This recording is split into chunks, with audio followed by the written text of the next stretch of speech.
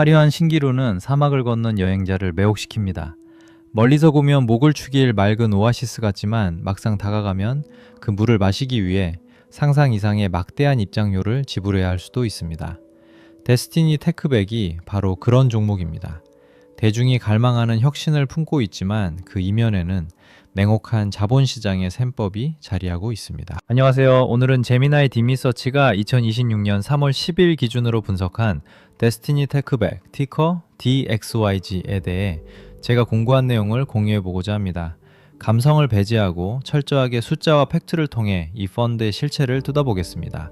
본격적인 시작에 앞서 영상의 재생 속도를 1.25배속으로 설정해 두시면 더욱 효율적으로 시청하실 수 있습니다. 첫 번째, 기업 개요 및 실시간 주가입니다.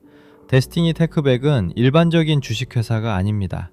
스페이스X나 오픈AI처럼 일반 대중이 직접 투자하기 불가능에 가까운 최상위 비상장 기술 기업의 지분을 편입하여 뉴욕 증권거래소에 상장시킨 폐쇄형 펀드입니다. 즉, 벤처 캐피탈의 수익 모델을 공모 시장에 그대로 이식한 비이클입니다. 현재 실시간 주가는 프리마켓 기준 2.05% 상승한 26.38달러를 기록 중입니다. 약 1,442만 주의 발행 주식 수를 바탕으로 한 시가총액은 3억 7,296만 달러 규모이며 펀드 측이 공시한 실제 기업 가치인 4억 1,441만 달러의 궤적 안에서 거래가 이루어지는 것으로 확인되었습니다. 두 번째, 섹터 및 매크로 환경입니다. 이 펀드의 자산은 특정 섹터에 절대적으로 편중되어 있습니다. 우주항공, 특히 일론 머스크의 스페이스X 비중이 35%이며 샘 알트먼의 오픈AI 등 인공지능 섹터가 20%를 차지합니다. 사실상 이 두 벤처기업의 지분가치 변동이 이 종목의 방향성을 결정짓는 유일무이한 핵심 모멘텀입니다. 투자자로서 반드시 짚고 넘어가야 할 거시경제 리스크도 존재합니다. 비상장 주식의 밸류에이션은 시장금리에 극도로 민감합니다. 고금리가 장기화되는 국면에서는 자금 조달 비용 상승으로 인해 편입된 벤처기업들의 내부 평가 가치가 일제히 하락할 수 있으며 투자 심리 악화 시 펀드에 끼어있는 시장 프리미엄이 가장 먼저 증발할 위험이 있습니다. 세 번째, 펀더멘털 정밀 검증입니다. 재무 데이터를 보면 이 종목의 특이성이 명확히 드러납니다. 현재 주가 순자산 비율은 5.0배입니다. 이는 투자자들이 장부에 기재된 실질 총자산 7,529만 달러보다 5배나 비싼 가격을 지불하고 있다는 의미입니다. 총부채는 230만 달러로 부채 비율 0.00%를 달성해 당장의 파산 리스크는 없는 것으로 판단됩니다. 하지만 본질적인 수익 구조, 즉 현금 소진 상황은 기형적입니다. 2025년 6월 예상 기준 영업 매출은 고작 17,600달러에 불과하며 영업이익은 251만 달러 적자가 예상됩니다. 2024년 12월 비상장 포트폴리오의 평가이익 발생으로 순이익이 1,400만 달러까지 일시적으로 급증했지만 다시 2025년 6월에는 524만 달러로 축소될 전망입니다.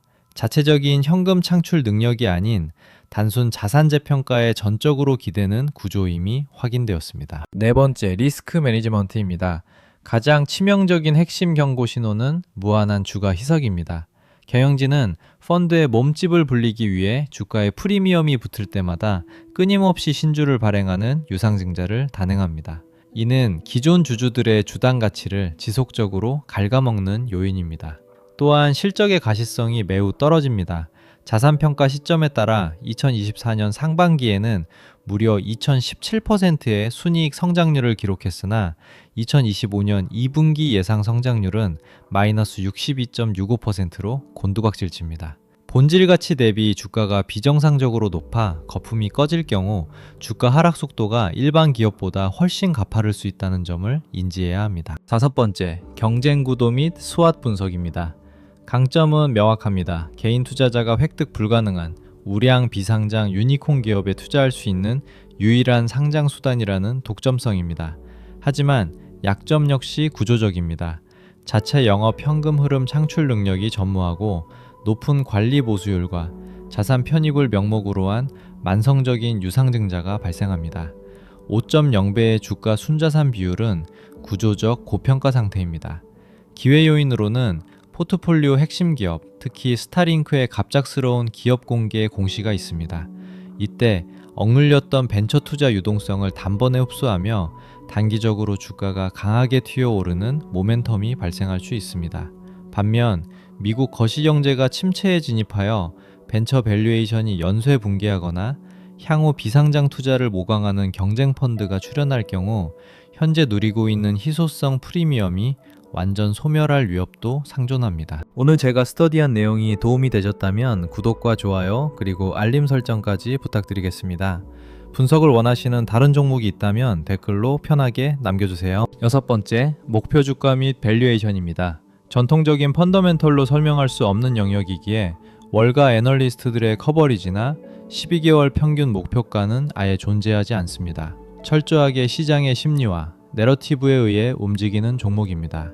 인공지능 자체 시나리오 추정치에 따르면 프리미엄이 유지되는 기본 시나리오에서는 현재가 수준인 26.38달러를 유지할 것으로 보입니다. 만약 유상증자 우려가 극대화되는 약세장에서는 15달러까지 하방이 크게 열려 있으며 반대로 스페이스X 상장 등 강력한 모멘텀이 터지는 강세장에서는 45달러까지 상승할 수 있는 극단적인 변동성을 내포하고 있습니다. 자, 이제 마지막 7번째 챕터입니다. 그래서 저라면 이 주식을 과연 살까요? 저는 이 주식을 기회비용 관점에서 아주 보수적인 투기 접근으로만 바라보는 게 맞다고 생각합니다. 냉정하게 말해서 이 종목은 장기적인 가치 투자가 구조적으로 매우 힘든 상황입니다. 매년 나가는 높은 관리 보수와 끝도 없이 이어지는 유상증자가 결국 여러분의 장기적인 주가를 무겁게 짓누를 수밖에 없기 때문입니다. 그래서 철저하게 짧게 치고 빠지는 단기 트레이딩 수단으로만 활용하시는 것을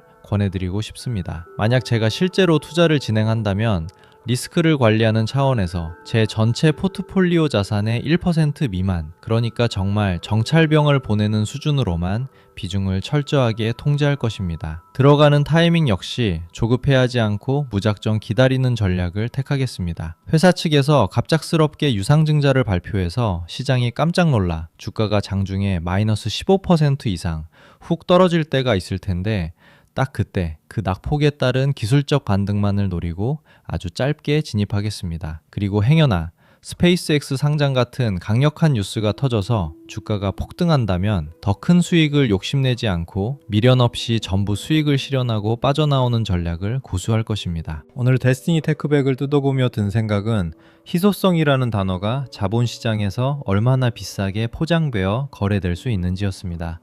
누구나 스페이스X의 주주가 되고 싶어 하지만 그 티켓의 뒷면에 적힌 청구서를 꼼꼼히 계산하는 사람은 많지 않습니다. 마지막으로 여러분께 질문을 하나 던지며 마치겠습니다. 여러분은 지금 혁신 기업의 가치를 온전히 소유하기 위해 투자하고 계십니까? 아니면 누군가 나보다 더 비싼 가격에 이 프리미엄 티켓을 사줄 것이라는 막연한 심리에 베팅하고 계십니까? 본 내용은 정보 제공 목적으로 작성되었으며 특정 종목의 매수 또는 매도 추천이 아닙니다. 모든 투자의 최종 결정과 책임은 투자자 본인에게 있습니다. 시청해 주셔서 감사합니다.